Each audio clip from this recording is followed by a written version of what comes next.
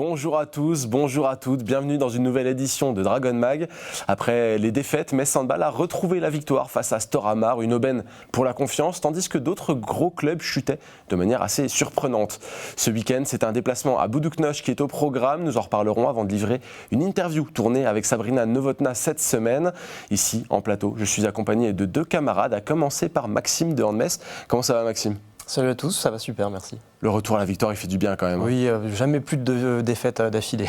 Pas plus, pas plus. Face à toi, c'est Arthur. Comment ça va, Arthur Carmier ? Salut Mathieu, salut à tous. T'as failli oublier mon nom de famille, attention.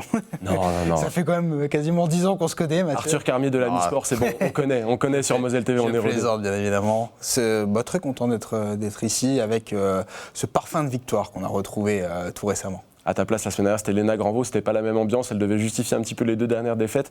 Elle l'a fait avec brio, on la remercie d'ailleurs d'être venue. Voilà, Metz Handball est de retour à la victoire. Et nous, pour nous mettre en jambe, je vous propose de passer tout de suite par un point sur l'actu.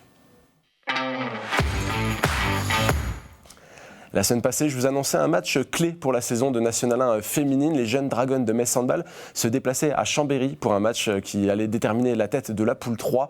Eh bien, sans des blessés, sans des absentes retenus avec les Dragons, mais avec le cœur, les protégés de Nina Kanto se sont imposés sur le score de 25-22. Mention spéciale pour Ivana Atangana, la capitaine qui a inscrit 12 buts. Forcément, ça fait du bien quand on réussit à reconquérir la première place.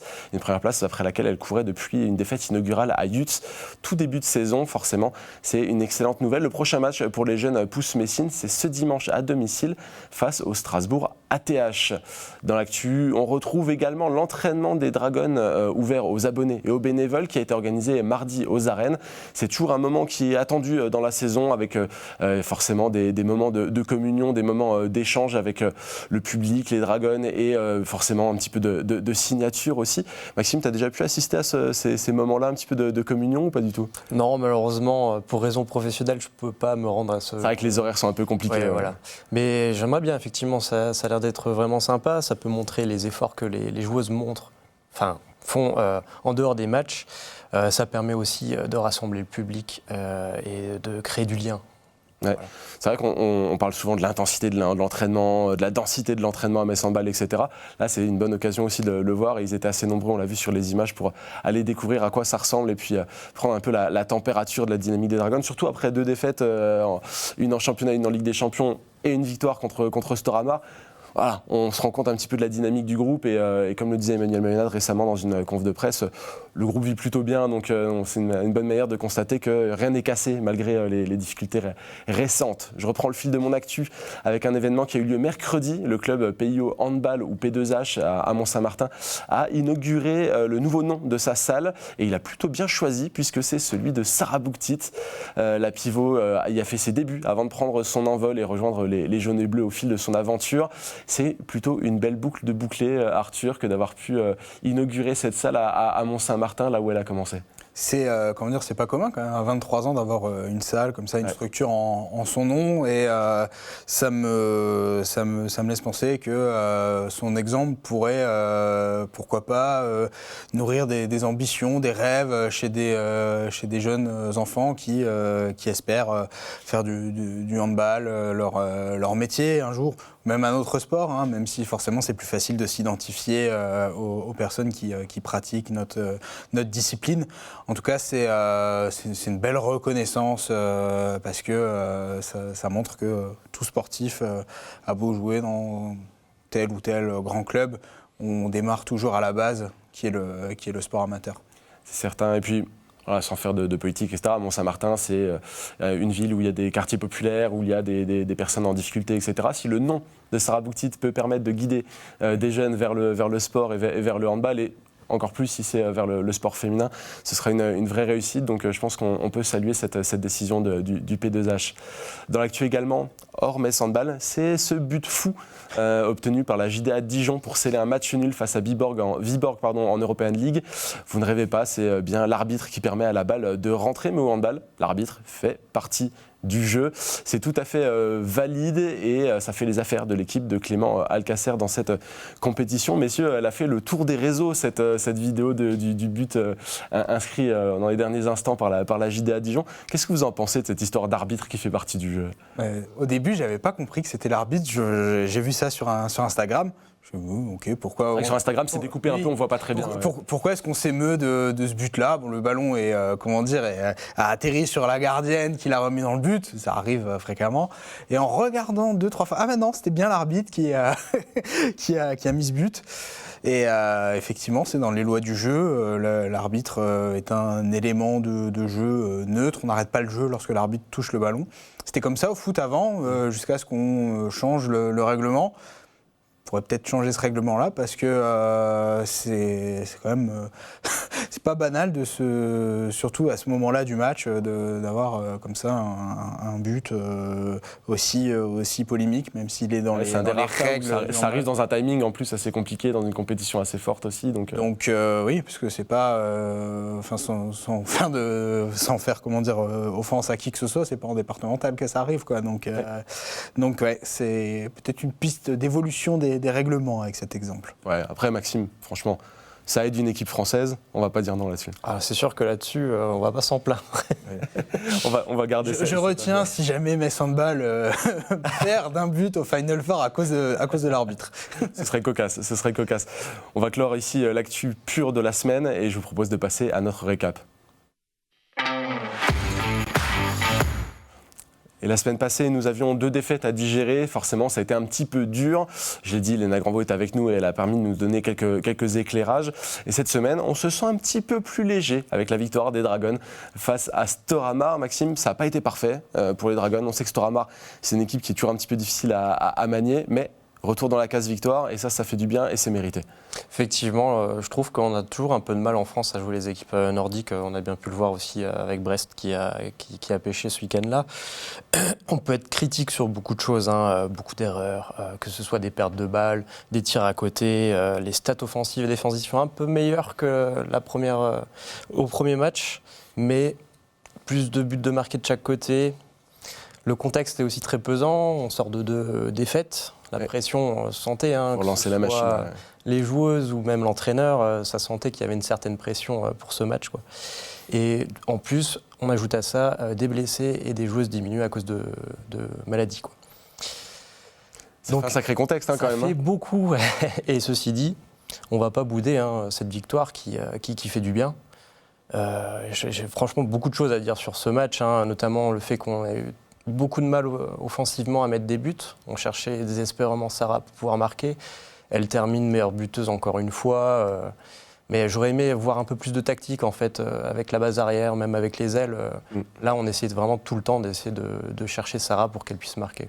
On a fait tourner un petit peu plus du côté d'Emmanuel Maynard pour avoir un peu la densité de l'effectif qui puisse apporter de l'aide, mais ça n'a pas forcément suffi quand il a fallu effectivement faire ces petites passes qui permettent de faire la différence. À la fin, ça fait une victoire assez serrée malgré tout, une grosse bataille. Arthur et Mializine la semaine dernière nous disaient qu'il n'aime pas cette équipe de Storhamar parce qu'elle est toujours dure à manier. On peut le dire aussi, c'est une équipe qui n'a rien à se reprocher dans ce match. Elle a vraiment fait un sacré boulot, elle est venue avec ses armes. Elles n'étaient pas très nombreuses sur la feuille de match. Et elles ont réussi à tenir tête à Metz Handball. Ouais, Storhamar a fait du Storhamar. Je ne sais pas si Metz Handball a du mal à les manier à cause des maillots. Peut-être que c'est des oppositions d'entraînement. C'est vrai qu'on pourrait se poser la question de faire jouer une équipe en jaune et bleu contre une équipe en bleu et jaune, quoi. Mais bon, ça, c'est encore une autre histoire. Là, on va dire c'est une autre histoire. On savait que Storhamar, c'était une équipe qui allait être difficile à manœuvrer, qui est toujours très accrocheuse. Il n'y a pas nécessairement de stars dans cette équipe, mais comme le soulignait Maxime, les équipes nordiques ont cet ADN de combat d'une certaine manière, un petit peu comme les équipes hongroises, même si c'est deux aptitudes un peu différentes, de façon un peu différente d'aborder le jeu. Elles ne vont jamais abandonner. Elles ont un projet collectif assez fort, qui n'est peut-être pas forcément toujours récompensé par les résultats dans cette compétition de Champions League pour Storhamar. Mais c'est surtout le contexte qui était pesant pour Metz Handball. J'ai il faudrait remonter dans la boîte à souvenirs et statistiques, mais pour retrouver 2 défaites d'affilée de Metz Handball, je pense qu'il faut remonter à très longtemps. Avant Emmanuel Ménade déjà, donc ça remonte déjà à plus de 10 ans. Et Emmanuel Ménade n'avait même jamais perdu 3 matchs de suite avec Metz Handball, donc ce match c'était un petit peu un match peut-être pas charnière, mais il était quand même très important pour la suite des événements, ne serait-ce pour cette Ligue des Champions, pour être un petit peu plus serein vis-à-vis de la quête de cette deuxième place. On sait que ça pousse quand même fort derrière, même si Bistrita a fait un faux pas. Il y a quand même du très lourd aussi avec la Team Esbjerg. C'était vraiment pas facile d'aborder ce match contre Storhamar. Ça a été compliqué sur le terrain par moment. Sans doute aussi avec ce manque de variété, avec une base arrière de Metz Handball qui est un petit peu en retrait. Et cette série négative avec les 2 défaites a peut-être mis en lumière ce qu'on n'osait pas trop voir encore depuis le début de saison, parce que c'est sûr que c'est difficile entre guillemets, de tomber sur une équipe qui fonctionne bien depuis le début de saison. Mais là, on a vu quelques éléments de faiblesse qui doivent être corrigés pour la suite de la saison si Metz Handball veut aller très loin. Ouais, Metz Handball continue à travailler et manifestement, Emmanuel Ménade a aussi mis le doigt sur certains problèmes qu'il a relevés dans son équipe. C'est pas fini, il y a encore beaucoup de choses à faire, mais ce qui est intéressant, c'est la perche que tu tends sur la pression qui pouvait être sur les épaules des Dragons, sur les épaules du staff également. Emmanuel Ménade s'est exprimé à ce sujet en conférence de presse d'après-match. Je vous propose d'écouter un petit peu son ressenti. J'ai dit aux filles que depuis 10 ans ici, j'avais pas souvenir d'avoir eu autant de pression pour négocier un match.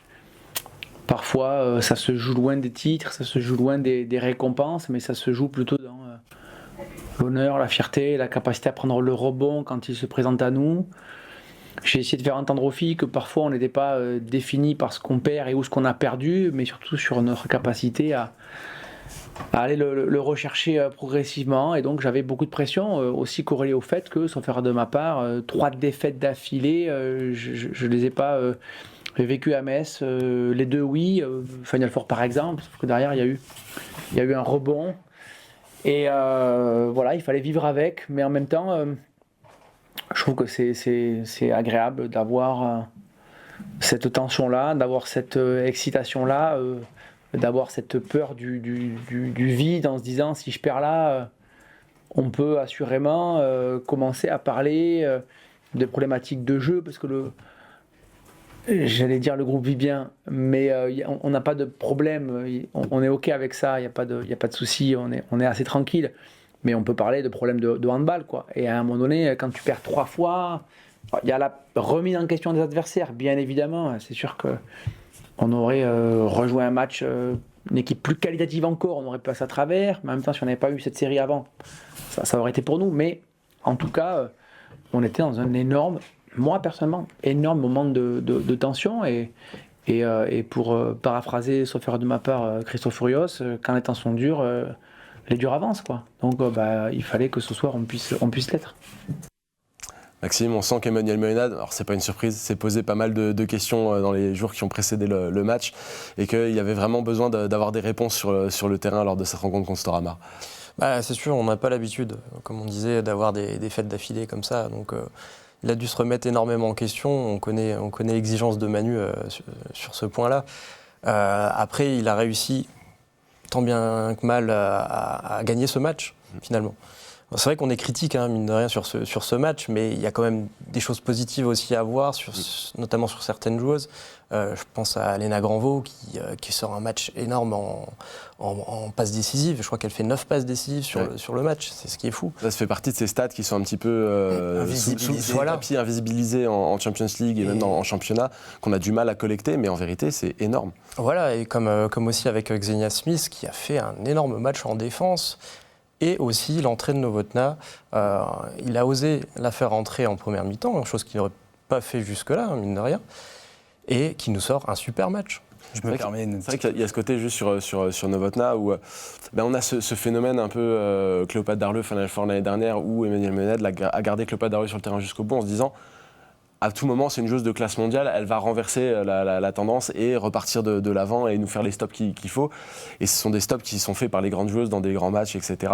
Là, il n'a pas attendu ça de Johanna Bunsen pour ce match contre Storhamar. Il savait qu'il avait de la ressource aussi derrière, qu'il avait la possibilité de faire rentrer une autre gardienne. Et je pense que ça fait beaucoup de bien à Sabrina Novotná aussi de rentrer, parce qu'elle fait tout de suite des stops, et ça change un peu la physionomie de la première mi-temps déjà. Bien sûr. Alors je ne suis pas du tout entraîneur de handball, mais de mon regard extérieur, le meilleur moment pour lancer une deuxième gardienne dans un match, quand la première gardienne connaît un début de match défaillant, c'est justement cette fin de première mi-temps aux alentours de la 20e minute. C'est plus compliqué dans le money time pour un entraîneur de ne pas faire confiance à sa titulaire, à sa star qui, on va dire, elle est faite, elle a été construite pour être décisive dans ces grands moments. Donc la décision de faire entrer ta gardienne remplaçante, c'est pas anodin du tout, quoi. Et c'est plus facilement envisageable pour un entraîneur de le faire comme ça sur cette fin de première mi-temps. L'actuel est aussi sur les autres terrains, puisque, à la surprise générale, Győr s'est incliné d'un petit but à domicile face à Debrecen. Une victoire scellée par Alicia Toublanc sur un jet de 7 mètres. Ça ne change rien globalement pour Metz, parce qu'il aurait fallu gagner un match contre Győr pour peut-être que ce soit quelque chose d'un petit peu plus serré au classement. Mais ça rappelle aussi à tout le monde que chaque équipe peut tomber à un instant T, à un moment particulier. Si c'était tombé une semaine plus tôt, on aurait été les plus heureux du monde. Là, ça tombe sur le match contre Debrecen, en plus à domicile pour Győr. Petit frisson quand même quand l'information est tombée, Maxime, de se dire « Ok, Győr a perdu contre une équipe où on ne s'attendait pas forcément ». Ouais, alors la première chose que je me suis dite, c'est plus aucune équipe n'est invaincue en Ligue des Champions. Ouais. Et puis après, il y a eu ce match mercredi. Bon, j'ai pas envie de faire de vagues, mais c'est un contexte qui me laisse un peu perplexe. Győr reçoit, je crois qu'il reçoit Debrecen mercredi, et les bat de plus de 17 buts. Ouais. Alors, ils étaient fâchés, je pense. Alors, soit ils étaient très fâchés, soit on se dit, bon, est-ce qu'il n'y a pas eu une petite aide hongroise pour éviter l'élimination de Debrecen, qui est en compétition avec Dortmund, je crois, au niveau des points. Je te laisse responsable de tes propos. Après, moi, en vérité, j'ai du mal à voir Győr lâcher un match comme ça, une invincibilité en plus. Elles ont beaucoup de blessés, elles ont beaucoup de mal en ce moment à vraiment trouver leur identité de jeu. Peut-être que simplement Debrecen est tombé au bon moment sur l'équipe de Győr, un petit peu affaiblie. Je pense qu'effectivement, il y a eu peut-être du côté de Győr, bon, j'ai pas vu la rencontre, mais sans doute une forme de décompression mentale. Bon, on sent qu'on ait pris l'apéro avec le saucisson et le chorizo avant la rencontre, évidemment, non, je pense pas, mais ça peut arriver dans une saison d'avoir des trous d'air comme ça. Ça a pu arriver aussi à Metz Handball contre des adversaires européens ou français, où des fois il y a des matchs qui se jouent à peu et tu arrives dans une rencontre, là pour l'exemple de Győr, où tu n'as pas réussi à faire ce que tu fais tout le temps dans le Money Time, à savoir gagner un match en étant mauvais, en n'ayant pas mis tous les ingrédients qu'il faut. Et Győr s'est fait surprendre par Debrecen et justement était peut-être fâché, je pense, en championnat. Ouais, le retour en championnat, à mon avis, ça a dû grogner un tout petit peu. Il y a aussi l'équipe de Brest qui s'est inclinée face à la toujours surprenante équipe d'Icast. Et au classement, ça nous donne des équipes un poil plus resserrées dans les deux poules. Esbjerg a damé le pion à Bistrita pour prendre la 3e place du groupe A. Tandis que dans la poule B, Brest voit sa première place se fragiliser au profit d'Odense et FTC qui peuvent peut-être espérer jouer le coup jusqu'au bout.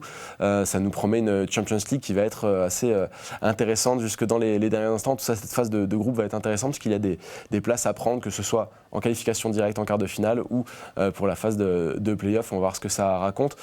On clôt cette session récap pour l'instant et on va ouvrir notre parapheur.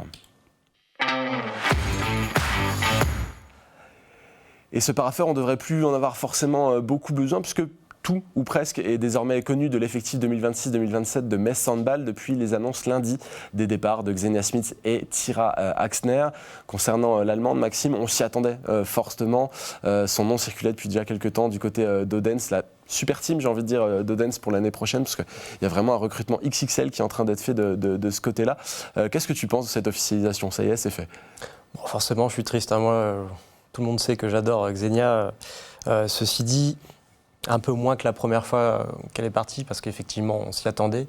C'était une opportunité qu'elle a saisie et que le club aussi a saisie, de la faire revenir. Moi, j'en suis super content. Ceci dit, on perd une grande défenseuse, on perd une leader, on perd une joueuse qui a vraiment un talent immense, quoi. Voilà. Oui, non, forcément, ça reste un départ un petit peu ennuyeux, mais Sandvall a fait des choix. Le fait de faire venir Christina Jørgensen qui va jouer potentiellement à gauche, eh bien forcément ça laisse moins de place, etc. Et puis ça reste des contrats pour les joueuses étrangères, on va y revenir. Donc ça crée forcément un espace pour des départs. Je pense qu'on peut se satisfaire en tout cas d'avoir eu cette année de comeback de Xenia Smith. C'était tout à fait inattendu. Je pense que beaucoup ne pensaient pas la revoir un jour en jaune et bleu. C'est une année un petit peu de bonus. Puis elle n'est pas finie. Je pense qu'elle a encore l'ambition de faire de belles choses jusqu'à la fin. Pour Tyra Axner, c'est un petit peu différent, Arthur. À son arrivée, on nous avait annoncé un contrat de 3 ans. Bon, comme pour Petra Vamos, en fait, c'était pas un contrat de 3 ans, c'était un 2+1. Ce sont les options. un petit peu plus spécifique que ça. Il n'y aura pas de +1 d'ailleurs, au final, avec le départ au CSM Bucarest. C'est pas forcément une joueuse qu'on s'attendait à voir partir avant la fin de son contrat. Tu m'aurais posé cette question il y a de ça quelques mois, je t'aurais dit oui, elle va rester, mais ça me surprend de moins en moins, hein, quand on voit comment l'effectif de Metz Handball s'est construit pour la saison prochaine. Il y a ce fameux problème aussi des joueuses formées en France ou françaises. Il en faut, je crois, 6 minimum, c'est ça ? 6, 7 ? En fait, tu peux avoir jusqu'à 6 joueuses étrangères dans ton effectif. Donc non GIP. En Ligue Butagaz Énergie. Voilà. D'accord. Et effectivement, il y avait... on était à 8. Il y avait une joueuse en trop, et même 2. Ouais. Et on pressentait avec le retour de Christina Jørgensen annoncé que ce poste d'arrière gauche allait, une des 2 joueuses, Tyra Axner ou alors Betchelid Ngombele, allait partir. Tyra Axner avait une option pouvait être libérée de son contrat. Et son aventure à Metz Handball, elle est très contrastée à mon sens. Sa première année fut une année d'adaptation. Ouais. Donc on peut comprendre aisément qu'on ne maîtrise pas tout l'environnement Metz Handball. Sa deuxième saison, je m'attendais vraiment à la voir passer un step, notamment avec le départ d'Anne-Mette Hansen. Je la voyais vraiment comme une vraie titulaire en puissance, mais elle paye, je pense, le déchet qu'elle peut produire dans son jeu. C'est une tireuse, donc elle a un jeu quand même à risque. Et elle ne s'est pas imposée comme la buteuse qu'on attendait sur la base arrière à Metz Handball. Donc son départ répond à une forme de logique. Ouais, alors, on a pu voir dans les déclarations qui ont été faites du côté de Metz Handball que le choix s'est porté, en tout cas pour un départ, du côté de Tyra Axner plus que sur Betchelid Ngombele, parce que Betchelid Ngombele a tout simplement un contrat qui court, alors que là il y avait une ouverture pour laisser partir Tyra Axner. Peut-être que la structure aussi voit, même si elle a un bon potentiel, Tyra Axner, mais elle sent davantage qu'il y a un travail avec Ngombele qui peut se faire de par ses caractéristiques défensives, son bras. C'est une joueuse qui est grande. Peut-être qu'on imagine du côté de Metz Handball qu'on arrivera davantage à la façonner qu'on a su le faire, qu'on a pu le faire avec Tyra Axner. Ça reste de l'ordre aussi d'un petit peu des paris, puisqu'on ne la voit pas beaucoup en jeu, Betchelid Ngombele, de la même manière qu'on voyait assez peu Tyra Axner l'année dernière. Donc c'est aussi à voir comment elle se développe sur le long terme. Ce qui peut être surprenant, Maxime, c'est justement depuis, a priori, que ce départ est connu en coulisses, j'ai l'impression qu'on lui donne plus de confiance et plus de temps de jeu sur le terrain à Tyra Axner. Est-ce qu'on ne s'oriente pas peut-être vers des regrets en fin de saison, à se dire elle nous a fait une deuxième partie de saison de fou et on l'a laissé partir? Totalement. Je pense que Tyra, c'est une joueuse en devenir. Ouais. Elle a énormément de potentiel. Elle ne l'a pas encore atteint. Parce qu'en plus, généralement, quand une joueuse quitte en handball, c'est une joueuse qui s'améliorait, qui a été polie un peu par Manu. Et ça ne va pas être le cas du coup pour elle, qui part, je trouve, avec un cap qui n'a pas encore été passé. Moi, ce qui me gêne dans ce départ, c'est qu'on a appris dans la presse que le club était ouvert à toute proposition si jamais une joueuse se présentait. Ouais. Alors pourquoi faire partir Tyra ? si on s'ouvre la possibilité d'avoir une nouvelle joueuse. Alors, je ne connais pas les stratégies du club en termes de recrutement, si c'est pour recruter notre joueuse en pivot parce qu'ils estiment que c'est pas assez pour eux, enfin, je ne sais pas. Mais ça m'interroge. Peut-être que la possibilité de recruter une joueuse supplémentaire serait peut-être plus sur une joueuse française qui serait libérée, etc., que sur une joueuse étrangère, justement, parce que on va y revenir, mais cette histoire de joueuse non formée en France, eh bien, il en reste encore une de trop dans l'effectif de Metz Handball de toute façon. Donc, il fallait faire des coupes à un moment ou à un autre.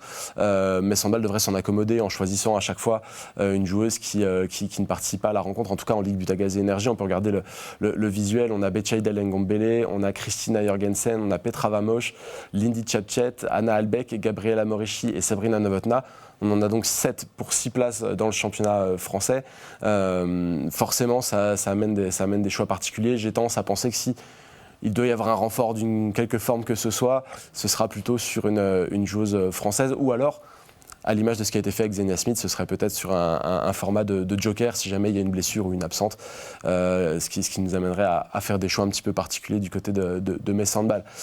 Pour le moment, il n'y a aucun autre départ qui semble à prévoir, si ce n'est peut-être le dernier dossier qui en attend, c'est celui de Catherine Gabriel, à savoir si elle restera ou elle ne restera pas.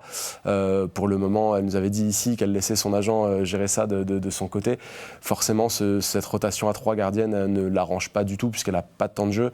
Elle aurait tout intérêt à aller voir ce qui peut se passer ailleurs, mais Metz Handball là quand même fait venir de Debrecen à payer son contrat, etc. Donc c'est une situation un petit peu particulière. C'est encore la dernière inconnue finalement pour la saison 2026-2027. On ressortira le parapheur quand on en saura un tout petit peu plus. Pour le moment, je vous propose de marquer un temps mort. Et c'est un sacré dossier qu'on a aujourd'hui dans le temps mort, puisqu'il y a une petite révolution en LBE qui se prépare pour l'année prochaine. Toujours en quête d'identité, la Ligue Butagaz Énergie devrait opérer 3 changements majeurs. C'est en discussion actuellement, plusieurs ont fuité un peu dans la presse, d'autres sont parus dans des comptes rendus de réunion. Premier changement, il n'y aura plus que 12 équipes au lieu de 14. Deuxième changement, la feuille de match devrait passer à 16 joueuses, donnant un peu plus de latitude au coach pour intégrer des joueuses supplémentaires et pourquoi pas des jeunes, d'autant plus que le nombre de joueuses étrangère ne changera pas. Et troisième changement, eh bien, ce serait le retour des playoffs pour déterminer quelle équipe sera championne à la toute fin de saison. Plus de matchs, plus d'enjeux, plus de recettes, mais peut-être une équité sportive qui resterait à revoir. Arthur, là, comme ça, à brûle pour point, qu'est-ce que tu penses de ces 3 changements qui sont attendus pour la saison prochaine ? On va essayer d'être pragmatique sur j'ai lâché 3 gros dossiers, débrouille-toi. sur chaque changement. Je l'ai déjà défendu ici, je pense que c'est une bonne chose de resserrer le championnat, d'avoir une vraie forme d'élite à 12, parce qu'on se plaignait trop souvent d'écarts beaucoup trop colossaux contre des équipes de bas de tableau. Après, c'est sûr que les équipes qui seront en D2, ça veut dire moins de budget avec moins de subventions, notamment parce qu'on sait que le handball féminin, notamment sur des clubs moins UP, fonctionne beaucoup par subvention des collectivités. Mais qui dit équipe de D2 aussi dit salaire de D2. Donc on pourrait s'y retrouver. L'espoir qu'on peut avoir, c'est que on ait une vraie division 2 qui soit une vraie antichambre de l'élite, qui puisse amener des talents vers la D1 et que les projets des clubs puissent se construire sereinement. Augmenter la feuille de match pour avoir 16 joueuses comme en Ligue des Champions, si je ne m'abuse, ou en Ligue des Champions c'est plus. Bon, je crois que c'est bien. Ligue des Champions, on a 15, donc à vérifier, mais en tout cas, ça permet de rentrer plus de joueuses sur la feuille. C'est une bonne chose, à mon sens, pour permettre justement à des jeunes joueuses du centre de formation de sentir le parfum du handball professionnel, même si elles ne jouent pas forcément beaucoup, même si c'est quelques minutes, même si c'est juste regarder, faire un déplacement avec l'équipe, c'est très formateur, à condition évidemment de ne pas manquer de temps de jeu en réserve, par exemple. Et enfin, tu as parlé du retour des playoffs. Les playoffs, ouais, c'est le plus gros dossier finalement. Donc on serait sur un format demi-finale-finale. Demi-finale-finale, oui. Comme on l'a connu, il fut un temps. Je suis partagé parce que ça... On l'a connu, il fut un temps, et il a été enlevé parce qu'il n'était pas efficace. On y reviendrait, mais à voir exactement la forme en tout cas. Moi, ce qui me dérange, c'est pas forcément ces playoffs en tant que tels, parce que c'est une belle idée d'avoir d'avoir Metz et Brest qui seraient challengés par le 3 et le 4 du championnat, où on n'a pas le droit à l'erreur alors ce serait peut-être un aller-retour, mais on aurait un événement. Ça crée de l'événement en fin de saison, les playoffs. Maintenant, quand on fige des formats, justement, il faut les figer. Il ne faut pas que ça change tous les 5 ans. Parce qu'il y a à peine quelques saisons, on avait une finale entre le premier et le deuxième. Là, on est repassé à un format classique. Avant, on avait les playoffs. Les playoffs étaient à partir des demi. Il y a eu des playoffs à partir des quarts de finale. Au bout d'un moment, ça devient quand même vachement illisible. On sent que la LBE est toujours en quête d'identité et cherche encore à vraiment se définir pleinement. Moi, j'ai un exemple concret par rapport à ces playoffs-là. S'il y avait eu des playoffs l'année dernière, on aurait potentiellement eu 7 fois un match entre Metz Handball et Brest. C'est peut-être un petit peu trop. C'est-à-dire que 5, c'était déjà beaucoup. Si en plus il y avait eu un match aller-retour en finale, ça faisait 7. Oui et non, parce que Metz-Brest, c'est ton produit phare quand tu es la Ligue Butagaz Énergie. Surtout avec à un moment donné, ça devient forcément indigeste, même pour le spectateur. Je sais pas. Je sais pas. Ça crée une... alors c'est peut-être pas dans notre culture, mais dans les... Rien qu'au basket, par exemple. Enfin, si, c'est dans notre culture parce que le championnat de France de basket, l'Euroleague, la compétition européenne, adapte justement ce type de format de série au meilleur des 5 matchs, par exemple. Donc, ça pourrait être adapté à notre culture, justement, cette répétition de matchs, surtout entre deux équipes qui sont vraiment les deux gros mastodontes d'un championnat. Ce serait une belle vitrine, à mon sens. Ouais. Il faudrait déjà peut-être aussi réussir à faire en sorte que les matchs de saison régulière soient aussi un petit peu scénarisés, un petit peu montés en avant. Là, le dernier match entre Brest et Metz, c'était un mercredi, c'est pas forcément où c'est le plus vendeur, etc. Maxime, ton avis sur ces changements qui sont attendus en LBA ? J'essaie de faire un peu plus rapide. C'est vrai qu'on s'étend. Moi, je vais paraître grognon aujourd'hui, mais... non, jamais. On a supprimé en 2022 ces fameuses playoffs pour protéger les joueuses. Ouais. Donc quel est le message aujourd'hui ? Est-ce qu'on ne veut plus protéger les joueuses ? On va rajouter des matchs, on va rajouter de la fatigue, surtout pour des équipes comme Metz et Brest qui jouent la Ligue des Champions. Quel est le réel message finalement de la Ligue ? C'est une question ouverte. On nous dira qu'en enlevant 2 équipes, ça allège un petit peu le championnat, etc. Mais on arriverait quand même à avoir des playoffs et des finalités au moment le plus dense de la fin de saison où Metz ou Brest va peut-être jouer un Final Four, où il y a potentiellement une finale de Coupe de France pour ces 2 équipes-là aussi. C'est extrêmement dense au mois de mai-juin, de toute façon. Après, j'ai noté quelques avantages, inconvénients. Avantage, on aura des équipes qui seront mieux rodées en fin de saison, donc pour faire ces finalités. On aura une vraie finale, ce qu'on ne peut pas avoir avec le modèle qu'on a actuellement, où on peut avoir des matchs en fin de saison qui ne servent plus à rien finalement. Du coup, du suspense jusqu'au bout, et plus de recettes pour les clubs, puisqu'il y a forcément plus de matchs. Les inconvénients, donc, comme j'ai dit, un calendrier encore plus chargé, de la fatigue, et aussi de l'injustice possible pour une équipe qui aura fait une saison extraordinaire et qui, à la fin, va chuter.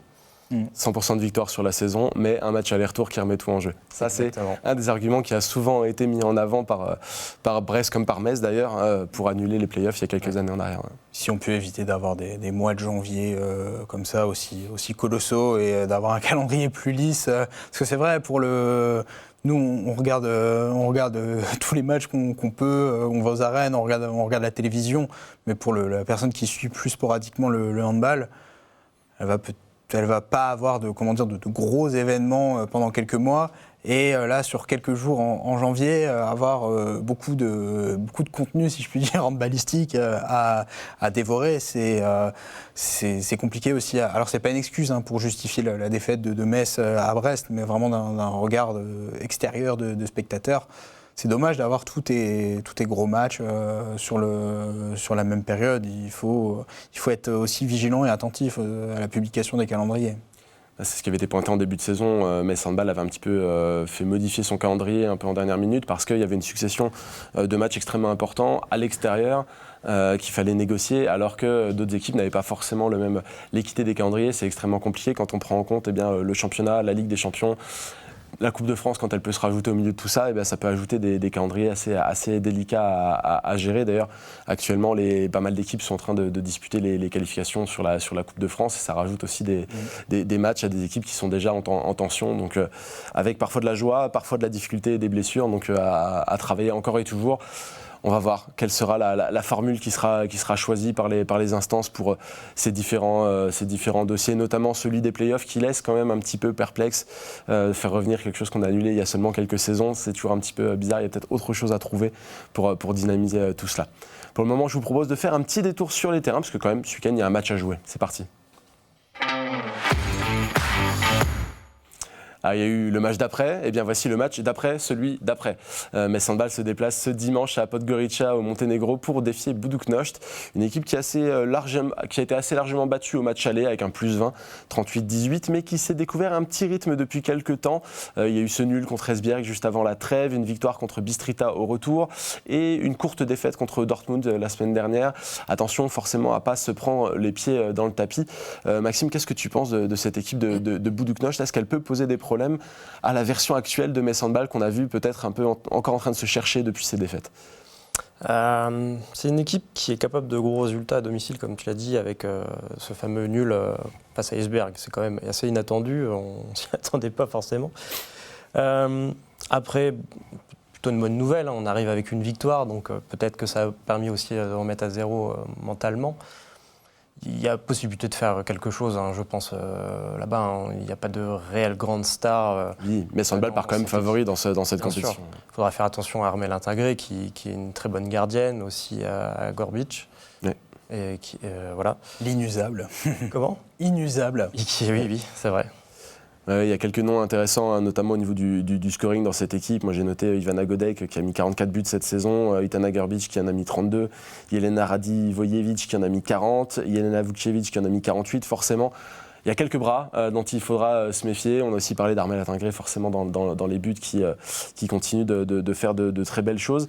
Arthur, quelle attitude est-ce que tu attends de Metz Handball dans ce match ? Une équipe qui abordera, je pense, ses déplacements de Ligue des Champions, comme elle l'a toujours fait depuis le début de saison. C'est sûr que ça aurait été encore plus compliqué d'aborder ce déplacement avec une défaite contre Storhamar. Mais la victoire aurait fait beaucoup, là. Oui, la victoire était là. Comme le disait Maxime, ça a pu permettre de faire un reset mental, de souffler un peu. Manu l'a dit, ça a été beaucoup de pression avant d'aborder ce match. Je ne pense pas que tout était gai, tout était joyeux avant cette rencontre face à Storhamar. Donc c'est intéressant d'aller à Budućnost, décidément les prononciations. Aujourd'hui c'est compliqué. Ouais, c'est peut-être Podgorica si tu veux. C'est peut-être le pain bagna que j'ai mangé tout à l'heure à midi qui me reste entre les dents. Sur tout, chers amis spectateurs. Effectivement. Blague à part, c'est sûr que c'est pas l'équipe monténégrine qu'on a connue par le passé. On sait qu'il y a des grandes histoires entre Metz et cette équipe-là. Donc ce ne sera pas évidemment la même chose ce dimanche, mais on peut compter, je pense, sur une équipe de Metz Handball qui abordera cette rencontre avec sérieux et avec l'envie de ne pas se mettre en danger et d'appuyer très rapidement sur l'accélérateur pour ne pas laisser l'équipe adverse, la salle, s'enflammer. C'est peut-être justement le bon moment pour Metz Handball de retrouver un peu un aspect conquérant qui manque depuis quelques temps, forcément lié au calendrier et aux oppositions bien sûr, mais se montrer un petit peu plus conquérant et aller chercher une victoire facile et convaincante pour remettre toutes les pendules à l'heure. Réussir à dérouler son jeu rapide qui a été fortement contrarié ces dernières rencontres. On peut ajouter à ça aussi qu'on a eu le droit à une semaine de pause, entre guillemets, puisqu'il n'y a pas eu de match mercredi. Donc l'équipe part avec une semaine de préparation et aussi de réparation, si je puis dire, pour les joueuses qui sont blessées. Donc c'est aussi un avantage que je ne pense pas que Podgorica a. Je ne sais pas s'ils ont joué mercredi. Franchement, le calendrier monténégrin, je le gère moyen. En tout cas, Metz Handball rejouera mercredi. Là, on va de nouveau enchaîner les matchs. Là, ce sera en Ligue Butagaz Énergie face à Besançon, ce qui a longtemps été un classique du championnat. Sera à vivre en direct sur Moselle TV. Ce sera le 28 janvier dès 19h55. J'aurai le plaisir de me charger des commentaires. C'est tout pour le moment réclame. On peut passer à notre dernière séquence. Sabrina Novotná nous attend dans le tête-à-tête. Elle est passée de la Slovaquie au championnat de France et à la Champions League. Je me suis longuement entretenu avec la Tchèque Sabrina Novotná cette semaine pour mieux la connaître forcément, elle qui est un petit peu dans l'ombre de Johanna Bunsen depuis le début de saison. Avant de partager cette interview, je voudrais qu'on évoque un petit peu rapidement son cas. Maxime, qu'est-ce que tu penses de cette première saison de Sabrina Novotná à Metz Handball ? Pas évident pour elle, elle est un petit peu en retrait, mais elle a montré bien son talent, notamment sur son entrée à Győr ou son entrée contre Storhamar. Moi, j'ai pas du tout de doute sur cette gardienne. En vrai, je pense qu'elle est un peu bloquée pour le moment à cause de l'extraterrestre Bunsen, comme on dit sur les réseaux. Oh, pas que sur les réseaux. Daniel Mayonnaise a utilisé le même terme et Sabrina Novotná aussi, je pense que ça s'est généralisé. Mais en effet, elle est très discrète. Elle a pu montrer que c'était une réelle option en plus de Bunsen. Elle a fait d'excellents matchs, je pense à Győr, même celui face à Storhamar. Moi, je suis plutôt satisfait et je pense qu'elle va montrer de bonnes choses dans le futur. Ouais. Arthur, je ne vais pas spoiler l'interview outre mesure, mais dedans, elle me dit qu'elle espère que l'année prochaine, la place de numéro 1 sera un petit peu plus disputée. Elle s'attend à ce qu'avec Gabriela Morici, elle ait un peu plus son mot à dire et qu'elle ait une possibilité de s'imposer. Tu y crois, toi, cette relation numéro 1 bis ou qui pourrait s'installer Ce sera à elle, excuse-moi du terme, mais de lui rentrer dedans à sa concurrente, sa binôme, voire trinôme. On ne sait pas s'il y aura 3 gardiennes la saison prochaine. Elle a raison d'en avoir l'ambition. Moi, je suis en désaccord avec Maxime. Je suis quand même surpris de son développement quand on est vu. Allons-y, rentrons-nous dedans. Quand on a vu l'arrivée de Catherine Gabriel, je m'attendais vraiment à ce que le poste de numéro 2. En réfléchissant au fait que Johanna Bunsen était là, je m'attendais vraiment à ce que l'expérience prime sur la jeunesse de Novotná.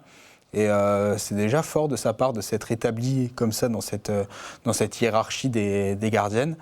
Et elle a vraiment, à mon sens, montré de belles choses. Alors je ne sais pas si tu as eu du nez ou si c'est le hasard du calendrier. Elle sort peut-être de son meilleur match de Ligue des Champions avec Metz Handball. J'ai eu du nez, j'en suis pas mécontent. Elle avait fait un bel Euro. Non, c'est le championnat du monde, pardon. Elle fait un bon Euro 2024. Oui. Au championnat du monde, elle guide un petit peu son équipe. Elle fait des grosses performances. Elle sort de 2 belles compétitions internationales, dont la dernière en date, qui sont les championnats du monde. Et elle avait déjà un petit peu montré quelques belles choses en Ligue Butagaz Énergie. J'étais resté prudent parce que ça reste une adversité moindre que celle qu'on peut connaître en Coupe d'Europe. Mais je pense que son intégration est réussie à Metz Handball. Je vous propose de ne pas traîner plus longtemps avant de rejoindre notre invité. C'est l'heure de l'interview. Bonjour Sabrina, merci de prendre quelques minutes pour répondre à mes questions aujourd'hui. Ma première question est toujours très simple. Comment ça va?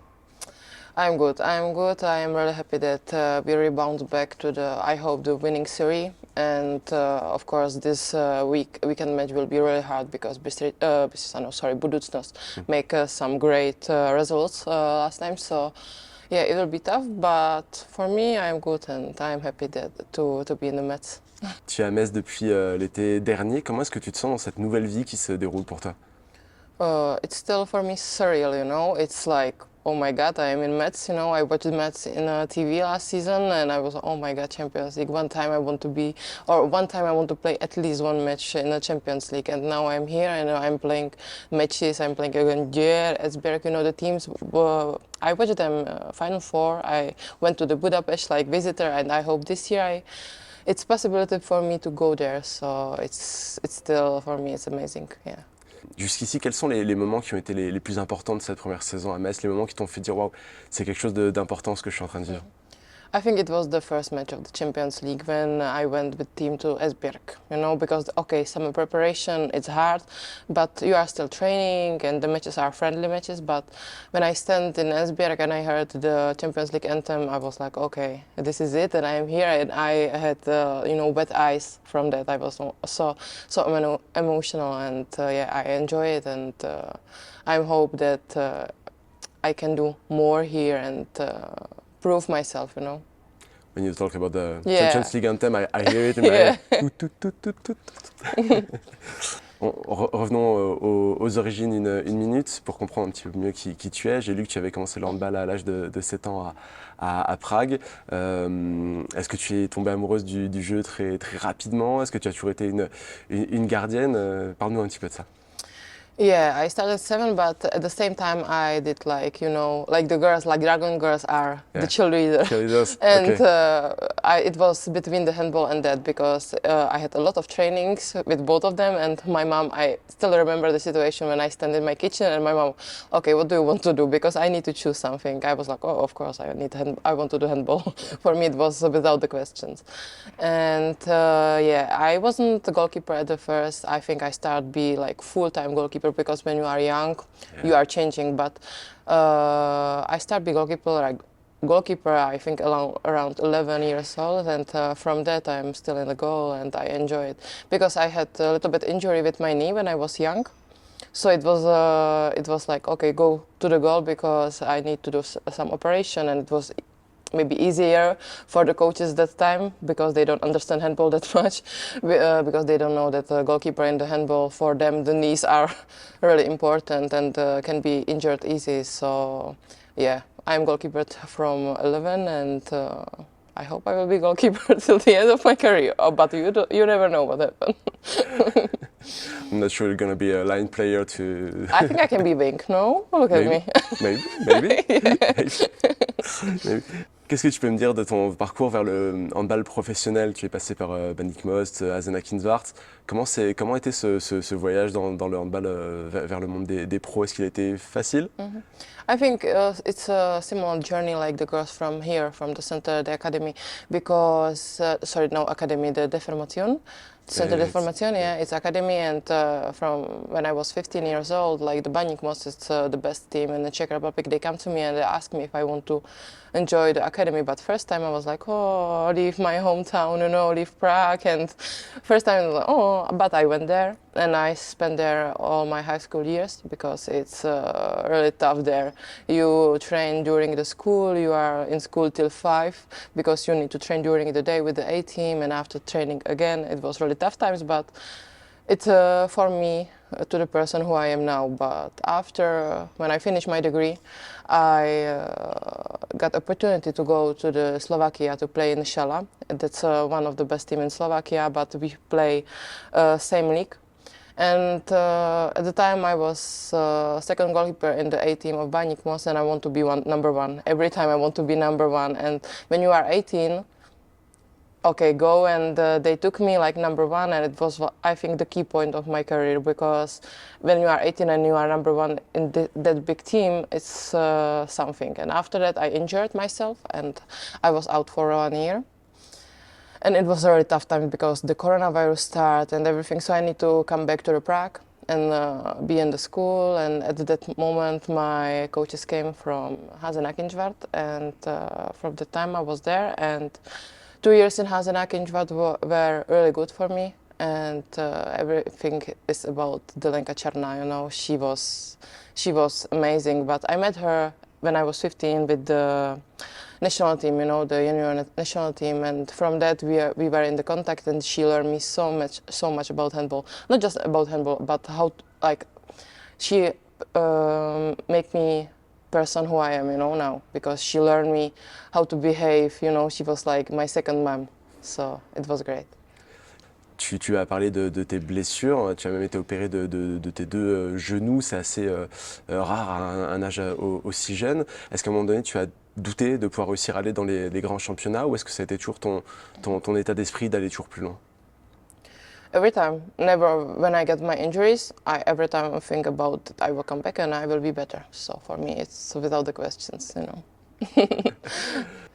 Tu parlais de Lenka Černá également, elle est venue ici te voir jouer il y a quelques mois, ça a dû être un moment un petit peu important pour toi, c'est un match en plus où tu as eu du temps de jeu, tu as pu lui montrer je suis à Metz pour de bon. Yeah, she was star here, you know, and every time, I still remember the times when I was in the Kincsvart and she every time spoke about Metz. She was like, oh, when I was in the Metz, we did that, and I wanted this. I was like, oh, I want it so much, you know, because when I was young, I watched her in TV, I watched matches when she played in Metz, so yeah, when I stand there, I heard a Champions League anthem and she stand in the, in the hall. I was like, I watched her and she cried, and it was amazing for me. Like she was so proud of me, and I want to cry now. Yeah. J'ai aussi lu que tu étudiais la psychologie à côté du handball. Comment est-ce que ça se passe de ce côté-là? It was hard at the beginning to, play handball in the top league and study.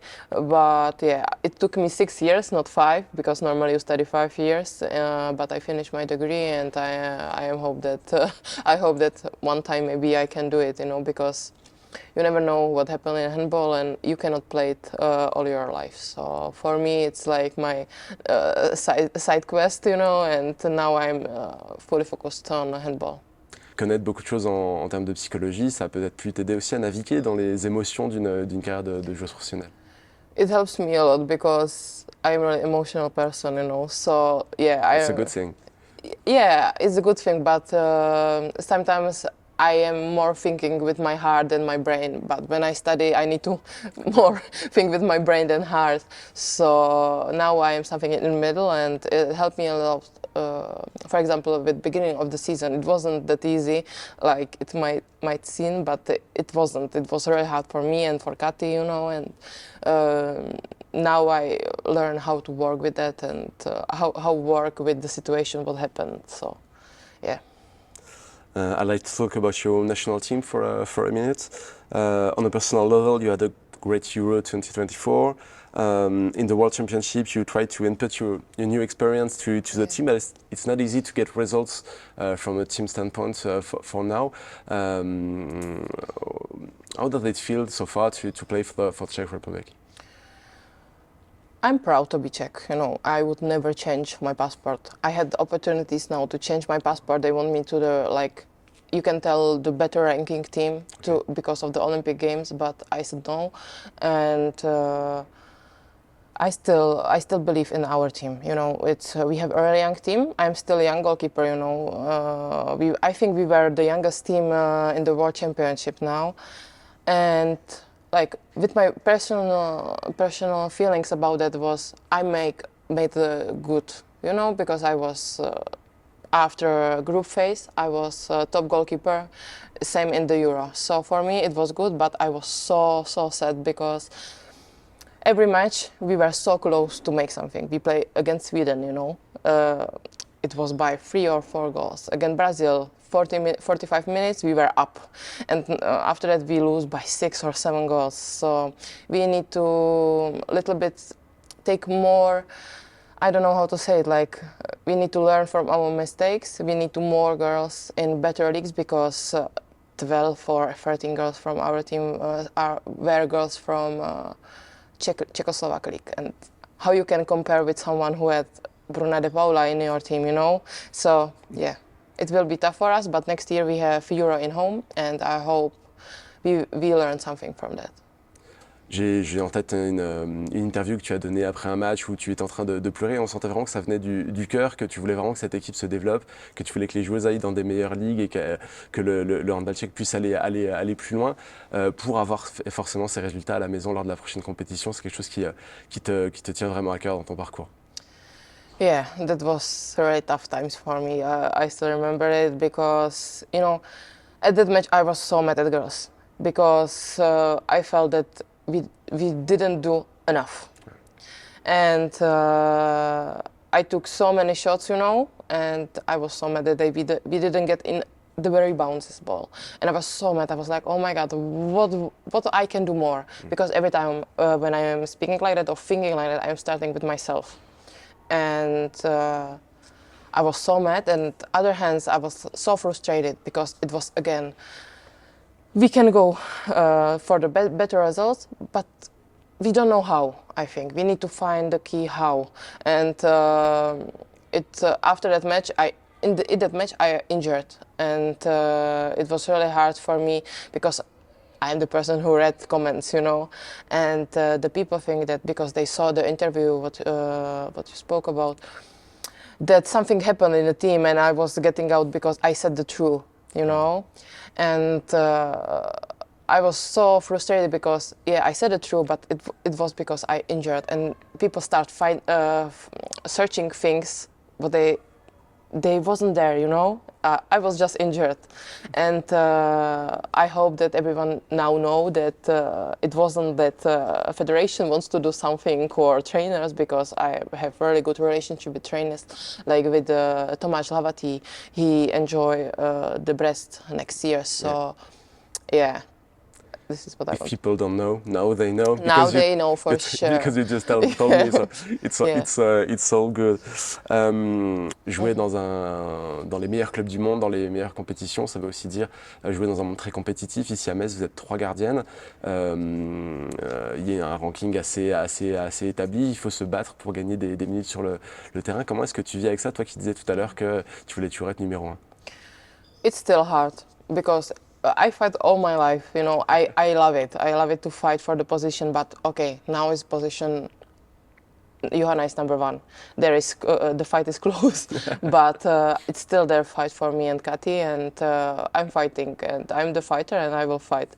For the next season, I will fight again because I think the fight will be more open for us with Gabi, and I enjoyed it, but how I said at the beginning, it was really hard how to manage it with my head, you know, like, oh, I came here, I was almost like number 1 or the fight for number 1, but there is the clear, and I hope that I can tell that coach believe me and more, and what I can expect. Like I played last year in Czechoslovak League, and now I am in the Champions League, so of course I will not get 60 minutes.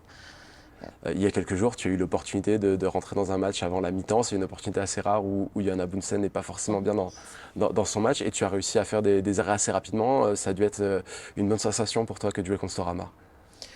Yeah, like it's my job this year. I got Johanna's back and she got mine, but I got her more when she's not in the best shape that day. I am there to be in the best shape. So yeah, it happened in Gier and it happened here with Storhamar, and I'm glad that I dig so much from that, you know. À la mi-temps, j'ai vu aussi Vincent Gérard venir te donner quelques conseils, en donner aussi à Johanna. Qu'est-ce que c'est que de s'entraîner, ou en tout cas de travailler avec une personne comme ça qui a eu une très très grande carrière aussi de son côté? At the beginning, I was really surprised that we don't have the goalkeeper coach. But like in the end of the summer preparation, the Vincent came. I was like, it's really him. When I saw him in the arena, I was like, it's not him. It's not Vincent, you know. And after that, yeah, it's great because he worked really similar how Lenka worked. So for me, it's one to one, you know. So I'm really enjoying to work with him. And yeah, in the halftime, he came and he gave us some.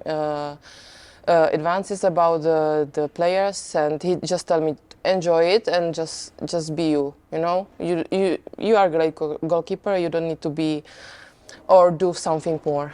So yeah, he tried to calm me down a little bit. À la fin de ce match, tu as pu profiter justement, les supporters ont chanté ton nom, tu as été joueuse du match, tu as pu allumer les arènes, mettre le feu aux arènes avec le buzzer. C'est une super journée au boulot, ça, non? Yeah, another day in work, you know. Yeah, it was amazing. Like when I first time saw how the flames are around the arena, I was, oh my God, I want to do it one day. And oh my God, after 5 months in Metz, I did it. So it's amazing. Il te reste une année de contrat, ce sera avec une joueuse différente aussi, avec qui tu seras en compétition, Gabriela Morici. Mais à côté de ces considérations-là, quel est l'objectif que tu t'es fixé personnellement à atteindre avant la fin de ces 2 années? I want to like fix my place in Champions League for sure. Like it's still amazing for me, but I'm really confident about that. This is my place, you know, to be in the Champions League. For me, it's okay. My dream was to come to the Metz and be in Metz, but for me now it doesn't matter if it's Metz, if it's somewhere else team. I just want to be in a Champions League, and I'm really glad that it's Metz now. Who gave me the opportunity to be here, and yeah, for me next season it's for sure I want to fight for the position number 1 with the national team. I want to go through the group phase in Euro. That's my like I want to really do it because it's really important for me. And yeah, I want to be better and better goalkeeper because I'm still young for goalkeeper. So it's amazing for me. C'est ma dernière question. Est-ce qu'il y a quelque chose dont on n'a pas encore parlé dans cette interview que tu voudrais évoquer avec nous, pas seulement quelque chose qui concerne la joueuse, mais aussi la femme, quelque chose qui te définit vraiment, un objectif, quelque chose qui te tient à cœur?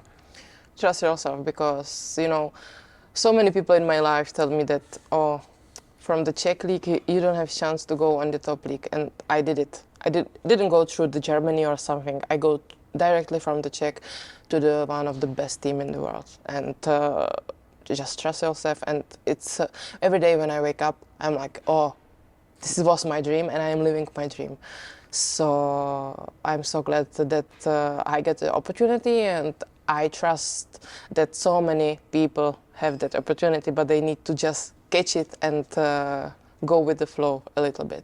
But for me as a woman, it's really hard because, you know, the salaries and everything, it's still a lot of different, and we do a same amount of the matches and everything. So I really want someone who take care of it to take better care of us, like the women sports, yeah, women in sports. Merci beaucoup Sabrina. Continue à vivre ton rêve et puis on se voit sur le terrain. Merci beaucoup. Et j'espère que cette interview vous a plu, vous a permis d'en découvrir un petit peu plus sur Sabrina Novotná, qu'on connaissait finalement assez peu jusqu'à maintenant. On arrive à la fin de cette émission. Merci Maxime d'avoir été là, merci Arthur. Merci encore une fois à vous tous de nous avoir suivis encore pour ce nouveau numéro. On se retrouve mercredi aux Arènes de Metz pour le match contre Besançon. Et sinon, ce sera ici même, vendredi comme d'habitude, pour un nouveau Dragon Mag. À très bientôt.